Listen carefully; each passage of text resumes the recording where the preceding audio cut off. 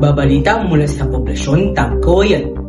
Magandang araw, Pilipinas. Magandang araw, bayan. Ito ang inyong kaibigan, Nathanael E. Maran. Ito ang inyong kasangga, Genuine Saliban. At ito ang inyong kaagapay, Gabriel Angelo Cabildo. Naghahatid ng mainit at makatotohanang balita ngayong oras. Para sa mga ulo ng mga nagbabagang balita, nakaabang na pagdagdag sa presyo ng diesel, posibleng umabot na ng 20 kada litro. 10 naman para sa gasolina. Bunsod ng giyera na sa gitna ng silangan. Reklamo laban kay Representative Bong Suntay, kaugnay sa payag kay Ann Curtis, umabot na sa Office of the Ombudsman. Kapwa neophyte ng estudyanteng nasawi sa hazing sa Cavite, lumulutang na. Lugar kung saan isinagawa ang initiation rites, sinuyod ng mga pulis. Halos 300 Pilipino ang naipit sa bakbakan sa gitnang silangan, nakauwi na sa bansa. Bagong ayos ng Kamuning Footbridge, bubuksan na. Dating Mount Kamuning, babaklasin na. At ang nalalapit na pagtatapos ng Roja, inaabangan na. Kim Cho at Paula Avellino nagpakatotoo sa isang interview. Simulan natin ang balitaan sa presyo ng petrolyo. Maaaring 20 pesos na kada litro ang dagdag presyo sa diesel sa susunod na linggo. Lalo pa kasing lumobo ang presyo sa world market dahil sa labanan sa Middle East. Kaya ang ilang tsoper kumakayod na para lamang kumita. Hirit pa ng isang senador, gamitin na ang contingency fund ni President Ferdinand Marcos Jr. para pang-ayuda sa mga POV drivers. Magkakarga ako ng 450. Oh. Ate, ito lang barya iuwi ko. Ito. Halos suko na sa kanyang sitwasyon si Ernesto. Ang dapat kasi aniyang kita ng tsoper ay napunta na lang sa diesel. Tanong niya, ano pang matitira sa pamilya kung lalo pang sisirit ang presyo sa susunod na linggo? Ibaba talaga yung diesel para kumita yung mga driver. Yun talaga importante nun, sir. Ayuda. At saka yung pangalawa, ayuda. Sa unang 4 na araw ng trading, mas lalo pang lumobo ang presyo ng mga petrolyo. As of Thursday, 18 pesos ang itinaas ng diesel, 8 pesos sa gasolina at 33 pesos naman sa kerosene. Pero may isa pang araw na natitira sa trading, kaya bukas pa natin malalaman ang kabuuang idinagdag at minahal ng mga imported na petrolyo sa world market sa linggong ito. Hindi pa kasali sa kwenta ang risk premium, kaya posibleng umabot ng 20 pesos ang magiging dagdag presyo sa diesel at 10 pesos sa gasolina. Kaya ang tanong sa mga motorista, handa na ba kayo? Kahit lang, talagang kailangan ng sunod-sunod na booking. Huwag hihinto. Kasi pag huminto, sayang matitengga yung oras. Tsatsagayin na lang, sir. Habaan na lang yung oras. Para kumita pa rin kahit paano. Kaysa naman tumambay tayo. Marami ng gas station ang nagtaas at inunahan ang malakihang dagdag presyo sa susunod na linggo. Katuwiran nila, hinabol lang nila ang ibang nauna na nagtaas para hindi dumugin at maubos agad ang kanilang supply. Nagbabala naman ang Department of Energy na pwede silang kasuhan at humingi ng tulong sa local government at mga motorista para ma-report ang mga namamantala. Meron na ho tayong sinaway na isang oil company. At the same time, yung mga independent, we're talking about 14,000 gasoline stations. Kung pwede lang ho, may report sana sa amin kasi at least yun, mabilis namin at agaran namin maaaksyonan. Ang bad news, wala pang nakikitang ending ang giyera sa Middle East, kaya bitin pa ang lahat. Assuming po na talagang sabihin natin na for biglang mawala po yung giyera, hindi po siya ganun kabilis dahil po may mga movement po yan. So, pwede po mag-trickle po yan ng susunod na linggo. Yung nga lang po, talagang kung titignan po natin kasi yung situation ngayon, sabihin natin na nearsighted na lang muna tayo ngayon, talaga pong wala po tayo nakikitang parang end in sight, no? Pumayag na ang mga oil companies na hati-hatiin ng malakihang dagdag presyo, pero sa weekend pa ito ilalabas ng DOE. Pwedeng gawin in a series of number of days or a series, mas maigi pa, a series of number of weeks. So, ang ini-emphasize namin during the meeting with them, sana week. Kung hindi kasi utay-utay, pwedeng lumagpas ng 80 pesos agad ang litro ng gasolina. Samantala, ipinakula ni Senator Gatchalian na gamitin na muna ng Pangulo ang kanyang 14 billion pesos na contingency fund para ayudahan agad ang mga tsoper ng public utility vehicles, imbes na intayin pang mag-average ng $80 kada bariles ang Dubai crude sa loob ng isang buwan.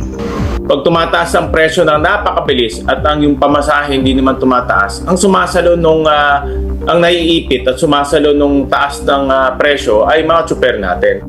Sagot ng Transportation Department, pwede naman agahan ang sertifikasyon na nasa $80 ang average ng Dubai crude.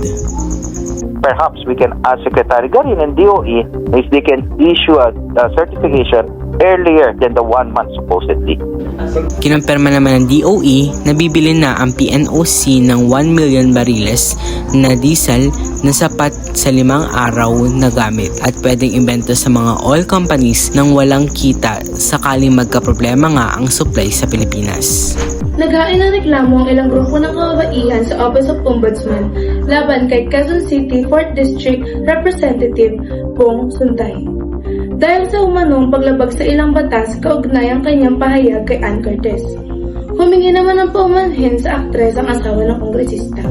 Nagpapatrol, Maraya Dapitan.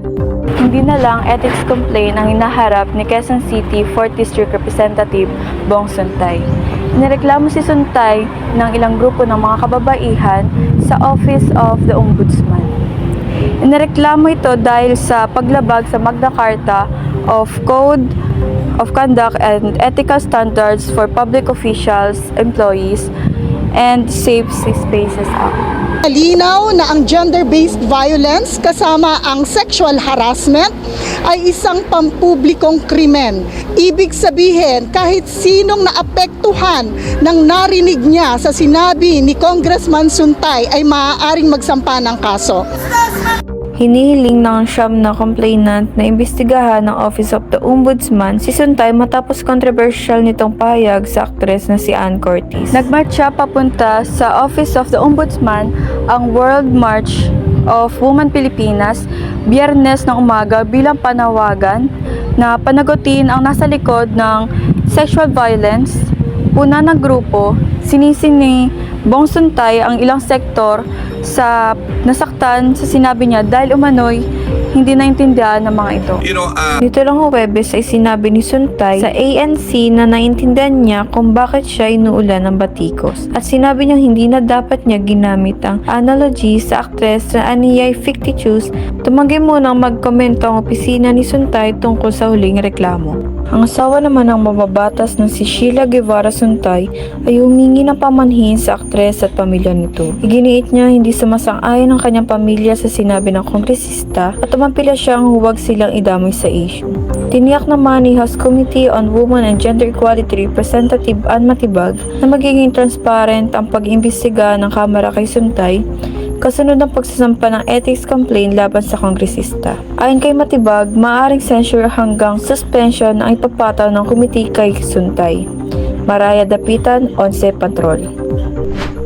Pinuntahan ng PNP ang lugar kung saan isinagawa ang initiation fight ng isang fraternity na ikinasawi ng 19 na taong gulang maritime student ng Cavite. Lumutang na rin sa pulisya ang kasamang fight ng biktima at nagbigay ng pahayag sa naturang insidente. Nagpapatrol, Nick Andre Azul. Ilang kilometro sa main road na tunto ng Cavite Police ang lugar kung saan isinagawa ng isang fraternity sa Cavite ang kanilang initiation rites ni kinasawi ng maritime student na si Mark Kenneth Alcedo noong linggo. Liblib ang lugar, makipot ang kalsada at malayo ito sa mga bahay. Isinailalim sa forensic investigation ang lugar at sinuyod ng SOCO para maganap ng mga karagdagang ebidensya. Sa lugar, pinaniniwalaan na nalagutan ng hininga si Mark Kenneth habang umano'y sumasailalim sa hazing.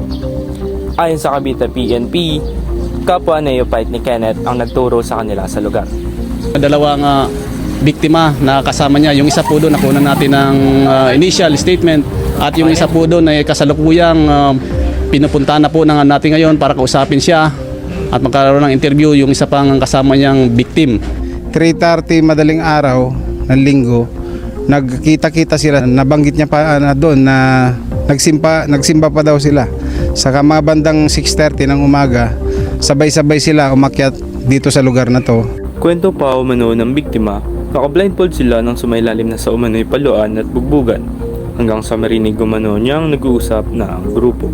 Basta parang naririnig na lang daw niya sa busis na naririnig niyang kasamahan niya.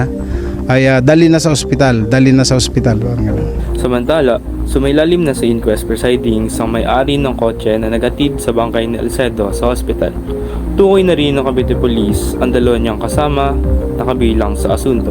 Meron po tayong final na kaso ng RA 10053 or Anti-Hazing Law of 2018 at obstruction of justice. Obstruction of justice po kasi nagdeklara sila ng nitong biktima na victim of hit and run accordingly sa ospital. Nanawagan si DILG Secretary John B. Cremula nitong Huwebes na itigil na ang mararahas na fraternity initiation rites. Ayon kay Remula, may pagpulong siya sa mga pambansang pamunuan ng mga fraternity sa Biyernes ng umaga para talakayin kung paano makakatulong ang organisasyon sa pagpapatigil ng paggamit ng karahasan sa kanilang recruitment at initiation practices. I'm very concerned because nung governor ako, nangyari na to. It seems that Tao Gama has said one too many. So kakausapin ko yung national leadership nila to put an end to this cycle of violence na ginagawa nila. Nanindigan naman ng pamilya ni Mark Kenneth na hindi magpapaareglo sa mga sangkot sa kaso. Nagpasalamat naman ang ama ni Kenneth sa paglutang ng kapwa neophyte ng anak. Bensay niya sa sangkot ng fraternity. Pagdusahan nyo. Alam nyo naman may anti-hazing law, ganyan ang gawain nyo. Mula Siyam, 15 na umano ang may direktang partisipasyon sa hazing. Sa 21 na individual pa rin ang tinutugis. Nick Andrea Azul, 11 Patrol. Etong bar ko, over sa choco. Sa akin, over sa choco ang cake. Pati feeling. Fudge din pala bar mo? Fudge bar. Over sa choco. Over sa sarap. Fudge ko yan! Try Palmolive Naturals. Amoy usok? Use Palmolive. Amoy araw? Palmolive pa rin. With 100% natural coconut cream. May long-lasting bango. Para ang buhok, di lang maganda. Aura maganda. Nawalan ng tirahan ang mahigit 200 pamilya dahil sa sunog sa parola sa Tondo, Maynila noong Biyernes na madaling araw. Mabilis na lumaganap ang apoy dahil halos dikit-dikit at gawa sa lumang materyales ang epektado nito. Ayon sa mga bombero, nahirapan din sila sa pagresponde dahil sa skip ng daan sa lugar. Umabot sa ika-4 na alarmang sunog kung saan hindi bababa ng 16 na fire trucks ang kailangan rumusponde. Mahigit na 60 na bombero at volunteers ang nagtulong-tulong para maapula ang apoy. Walang naiulat na namatay o nasaktan pero nasa 100 na estrukturo ang natuko. Iniimbestigahan ang sanhi ng sunog at nagpapaalala naman ng BFP sa publiko na mag-iingat lalo sa ngayong Fire Prevention Month. Patay ang isang rider matapos na sumalpok sa kasunod na motorsiklo sa Baras Rizal. Isang asawa naman ang sugatan matapos ma-hit and run ng motor sa Taytay. Yan ang CCTV patrol ni Aaron Magtibay. Exclusive. Sakay ng motorsiklo ang mag-asawang ito ng Lunes ng gabi. Nang bigla na lamang silang banggay ng isa pang motorsiklo na mabilis ang takbo. Sumempla ang dalawang motorsiklo pero agad na tumayo ang nakabagang driver at mabilis na tumakas. Nag-iwan ng isang side mirror ang kaniyang motorsiklo sa kalsada. Sinubukan pa siyang habulin ng ilang residente sa lugar. Hirap maglakad ang babaeng biktima dahil sa mga natabang injury sa tuhod habang humahagasgas ang kaniyang asawa. Pinagbigay alam na sa otoridad ang mga biktima ang aksidente sa pag-asang mapaplakahan ng motorsiklo at matutukoy ang pagkakailanlan ng rider para mapanagot ito. Sa video naman na ito na nakuha sa Manila East Road, Baras Rizal, makikita ang nakahandusay na driver na malapit sa puno ang kanyang motorsiklo. Miyerkules ng hapon, ilang metro lang ang layo, ay matatano naman ang nabangga nitong motorsiklo na nakahambalang sa kalsada at rider nito na napaupo. Sa investigasyon, parehong binabaybay ng dalawang motorsiklo ang direksyon patungong Maynila nang sumalpok ang kasunod na rider sa motorsiklo. Mula sa Pelilla Rizal ang driver na dead on arrival sa hospital dahil sa mga tinamang injury. Galing naman ang Kalayaan Laguna ang nabanggang rider. Nakalainlan lamang na nalagyan sa semento ang kanilang braso. Gulat ako, doon ako na hindi ko na-expect na may babangga sa akin. Nakailang gulong din ako tapos pagbangon ko, ayun, nakita ko, kala ko muna tinakasan ako kasi hindi ko nakita yung motor niya.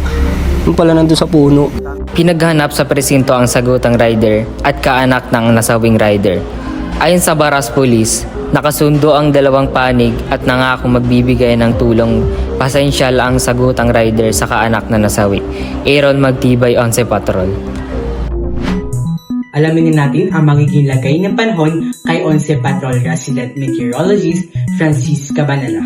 Francis, magiging mainit ba ngayong weekend? Alam mo na, mainit sa malaking bahagi ng Pilipinas ngayong Sabado. Pero maulan pagsapit ng Linggo. Malakas kasi ang bugso ng amihan o kaya posibleng mabalot ang Luzon pagsapit ng Linggo. Posible ulit mabuo yung shear line sa pagbabanggaan ng amihan ng mainit na hangin mula sa Pasipiko. Samantala, may mabubuo ring low pressure area sa may silangan ng ating bansa na magiging bagyo pero hindi ito papasok ng Philippine Area of Responsibility. At dahil nga sa inaasahang pagulan, hindi naman ganon kataasan ng heat index ngayong Sabado at Linggo. Base po yan sa pinagsamang epekto ng temperatura at ng dami ng moisture sa ating hangin. Sa rainfall forecast ng The Weather Company para ngayong weekend sa Mindanao, maaraw at mainit sa maraming lugar, umaga at tanghali ng Sabado. May karagdagang pagulan naman sa hapon sa bahagi ng Caraga, Davao Region, Northern Mindanao at Soc-Sargen. Magdamag naman sa Sabado hanggang Linggo, uulan sa bahaging ito. Sa Visayas, maaraw din sa maraming lugar sa Sabado, pero uulan mula hapon dito sa may Eastern Visayas at sa gabi ay sa mga bahagi ng Cebu, Negros at Panay. Sa Linggo naman ay bubuhos rin ang ulan sa mga lugar na ito. Sa Palawan, maaraw at tuyo ang lagay ng panahon, pero maaaring makaranas ng saglit na pag-ulan. Sa Luzon, buong araw ng Sabado, uulan sa mga bahagi ng Northern Luzon dahil sa amihan. Maulan ang pagsapit ng Linggo sa bahagi ng Silangang Luzon hanggang sa may Quezon at Bicol Region. Yan po ang update sa lagay ng panahon. Ako po si Francis B. Cabanela, nag-uulan. Happy weekend, ingat po tayong lahat. Halos 300 Pinoy ang nakauwi sa bansa ngayong araw matapos na maipit sa tensyon ng gitnang silangan. Pero kung iba'y nakahinga ng maluwag sa pagbalik sa Pinas, iba naman ay dismayado matapos makansela ang kanilang biyahe papuntang gitnang silangan. Nagpapatrol, Nick Andrea Zoo.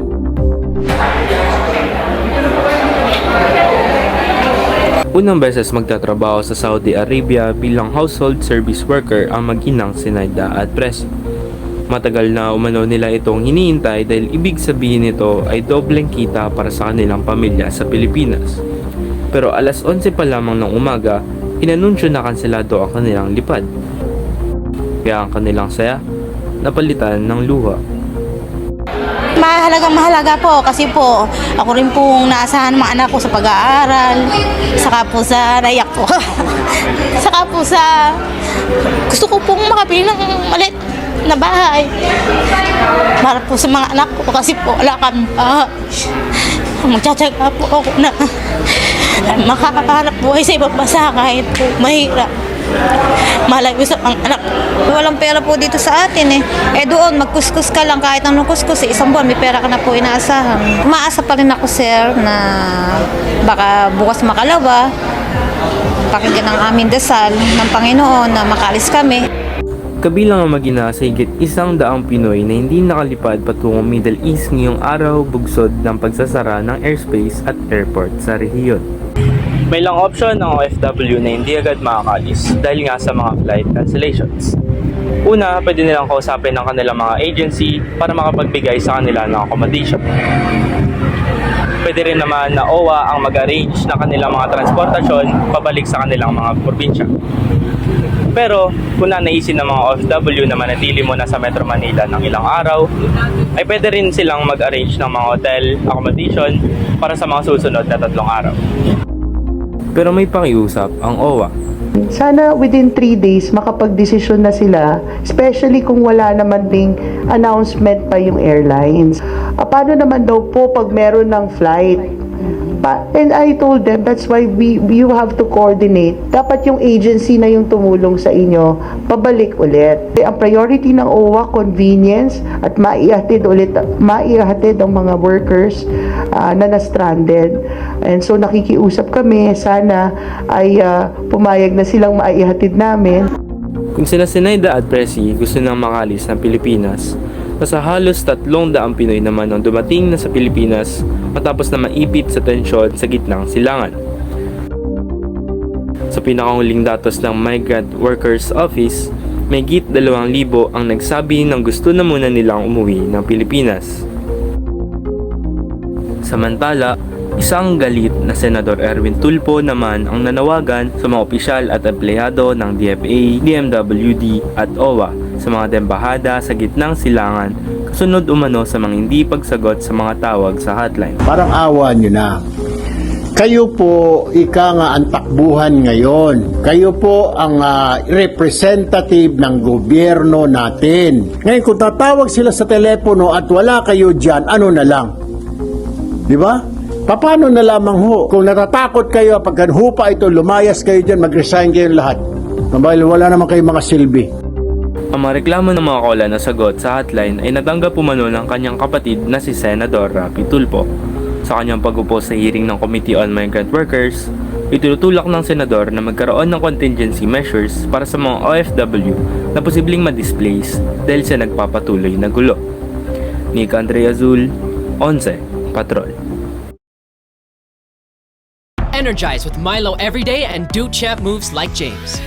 Energize! Start your day the champion way. Help beat energy, energy gap, beat energy gap. Drink Milo every day. Milo every day. With your 3 balanced meals, beat energy gap. Drink Milo every day. Milo every day. Drink Milo every day and help beat energy gap like a champ.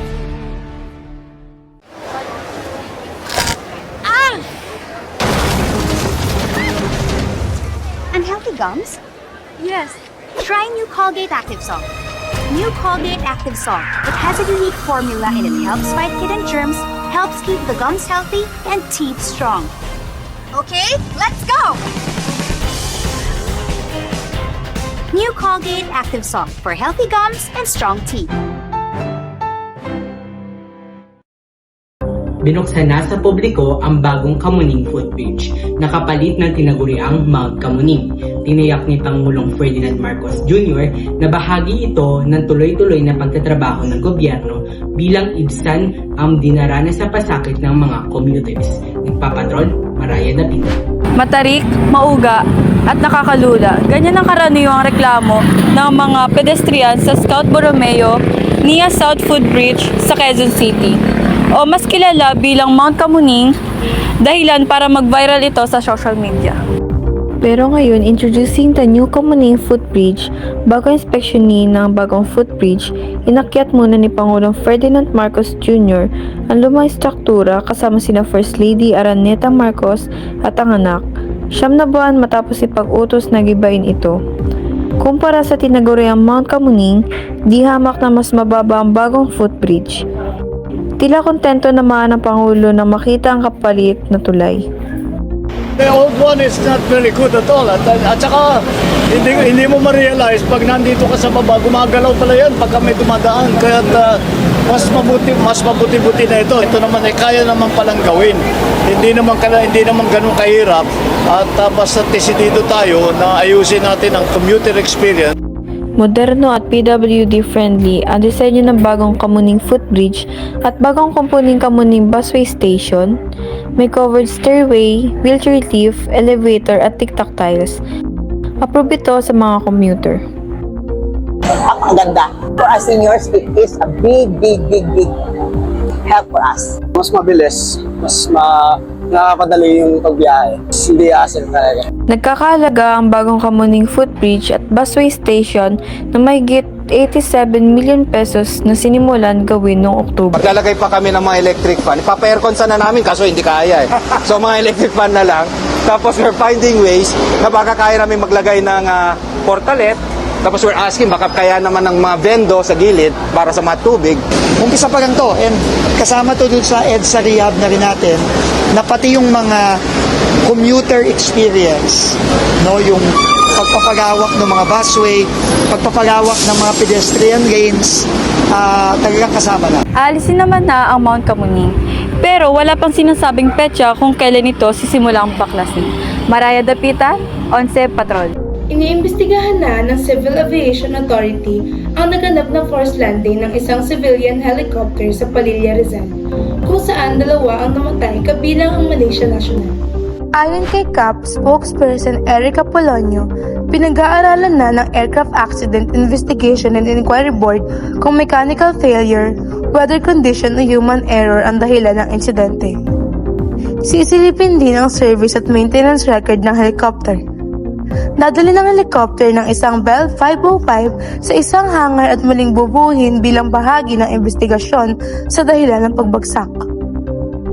Tiniyak ng National Security Council na walang idinulot na masamang pinsala sa pambansang seguridad ang mga impormasyong nakalap at ipinasa ng 3 espiya umano ng China. Hawak na ng Armed Forces Philippines ang 3 individual na may koneksyon umano sa 3 nagtatrabaho sa Defense Department, Philippine Navy at Philippine Coast Guard. Nagpapatrol, Aaron Magtibay.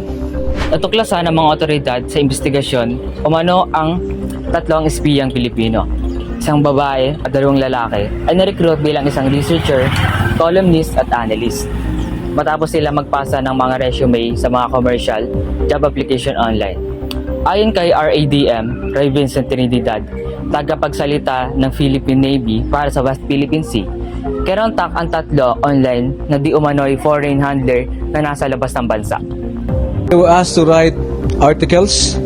They were asked to photograph any document lying around. They were asked to forward emails if they had access to emails. They were asked information that would compromise ongoing operation of the AFP and the Philippine Coast Guard.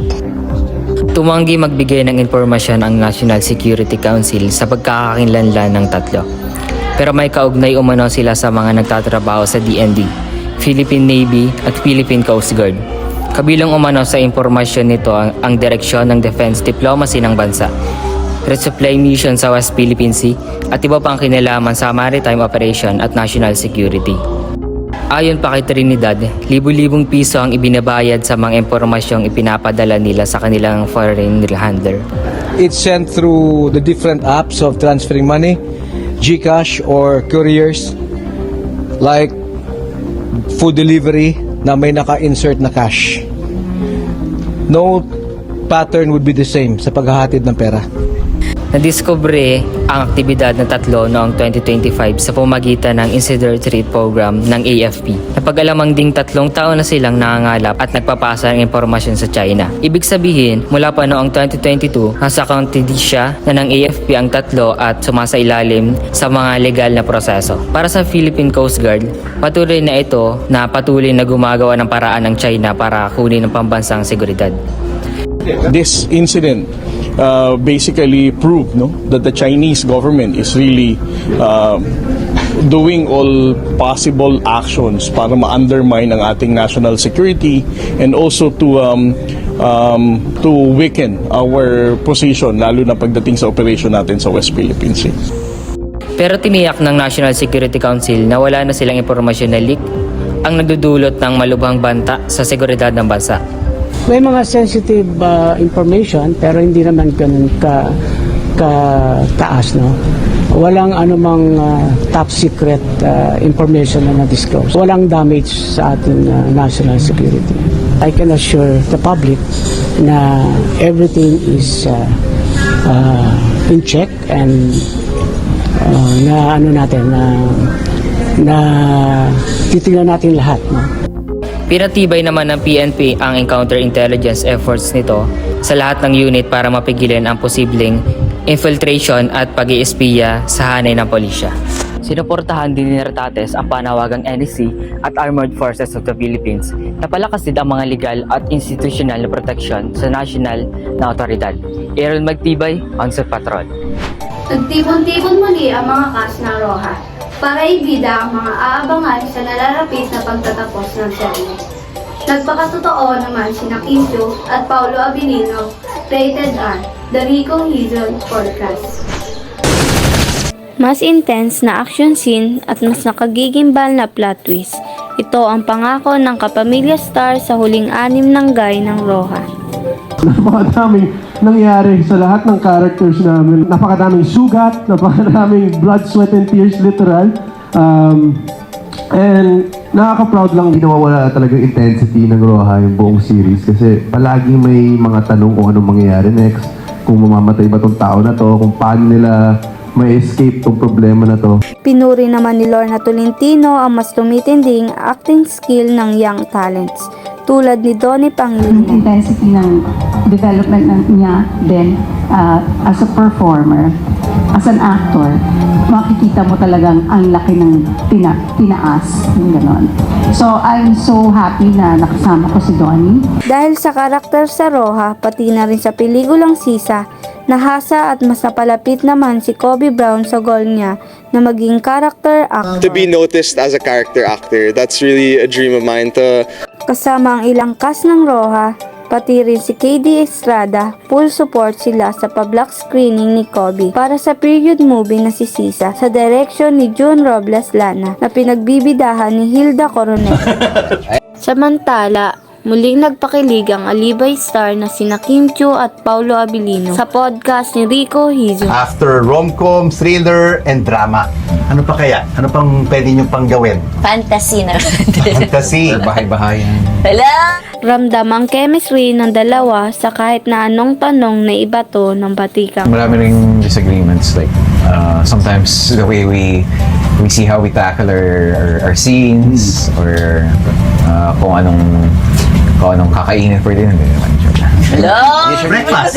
Breakfast! Mapapanood ang Kim Pao sa episode 6 ng The Rated R, The Rico Hizon Podcast, sa YouTube channel ng ABS-CBN News. Sa loob ng ilang minuto, naghatid ng mga katotohanan at napapanahon na balita sa himpilan ng 11 Patrol. Muli, ako nga pala si Gabriel Angelo Cabildo. Ako si Genuine Crystal Salibal. At ako si Nathanael E. Maral. At ito ang 11 Patrol. Tapat na serbisyo para sa mga Pilipino.